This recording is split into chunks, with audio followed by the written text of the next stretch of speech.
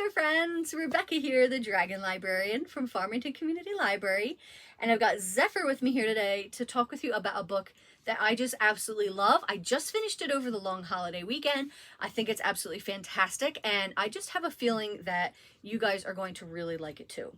So it's actually a fantasy book. I really love fantasy. As you guys know, it's one of my favorite genres. It's probably one of the genres I read the most in. I'm constantly reading fantasy, and I have come across this author many times, and every time I do, I just end up loving her work.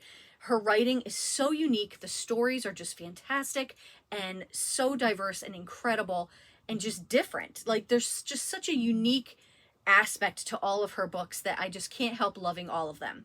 So I just finished this one, like I said, recently over the weekend, and I am just really hyped to talk with you about it. So this book is called Hemlock in Silver by Kingfisher. I would just like to take a moment to talk about how beautiful, this is the regular edition of the book, okay? It's not a special edition, it's not anything like that, and look at that. Look at those beautiful green page edges. I'm sorry, but I think the reading experience is always just totally enhanced when a book is gorgeous. Is that shallow?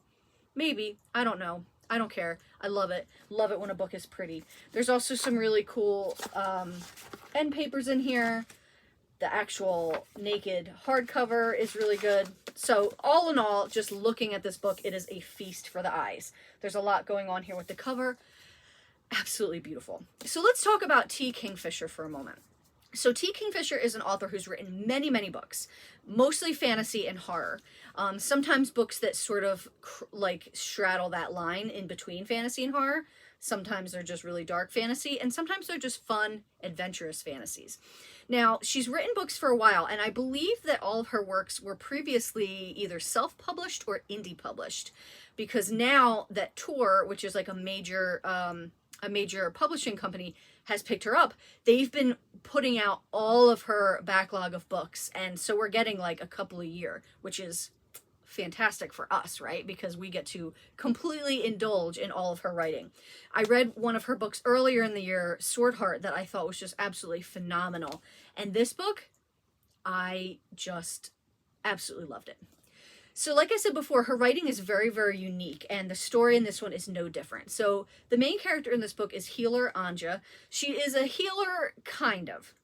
She specializes particularly in poisons. She is obsessed with poisons, and more specifically, antidotes to poison.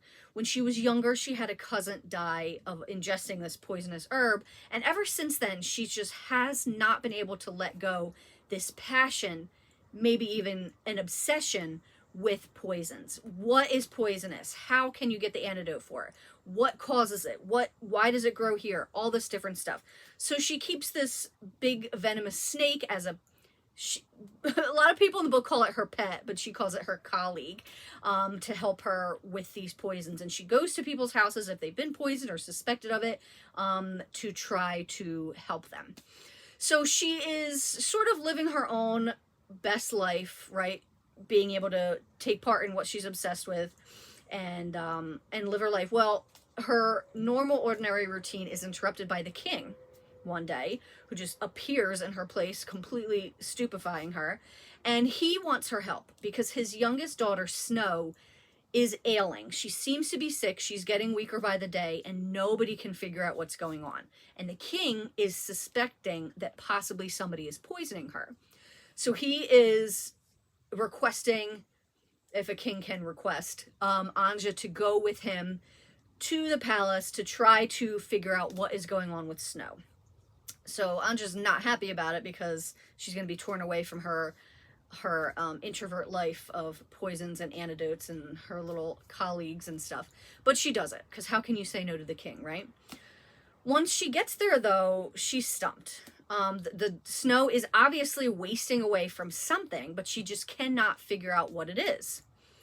Until she finds this really weird thing that is happening around the palace. And basically what is going on is that there is this other world behind the mirrors. And Possibly this has something to do with Snow being ill, with her being poisoned.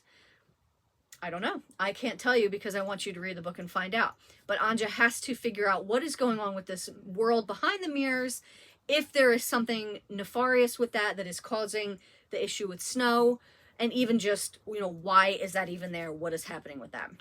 So there is so many interesting facets to this. It was such a unique story.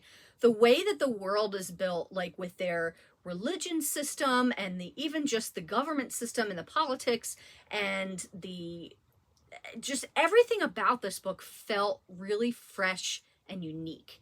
A lot of times people, when they read fantasy, sometimes they get bored of it. I mean, not me, but I have heard this before. Some people get bored or tired of fantasy because it's like, same world building over and over and over again. I guarantee you have never read anything like this book before. It is so fresh and unique and just riveting. I couldn't put it down. And if you've never read anything by T. Kingfisher before, you just have to know she has this sense of humor that is absolutely fantastic. It's like dry and sarcastic, and it's hilarious, and all of her characters are just always so lovable, even if they are gruff, introverted healers that really don't want to take part in being around a bunch of other people. So, like I said, the writing for this is stellar. If you've never read anything by T. Kingfisher before, I heartily recommend this book. It is a standalone, which is another amazing thing in the fantasy world, because a lot of stories in fantasy, in the genre, tend to run as a series. Nope. This is a standalone. It's one and done. Not even very long. It's 350 pages about. Not bad at all. Boom. Highly recommend it. If you are a fan of her work and you've read some of her other stuff, this will not disappoint you. If you're looking for something fun and fresh in the fantasy genre, give this one a shot. Hemlock and Silver. Well, that's what I've got for you guys today. I hope that this book sounds really awesome and that you want to give it a shot. If so, please feel free to come and check it out from Farmington Community Library. And also, thank you very much, so very much for watching, friends. And I hope you have a wonderful rest of your day.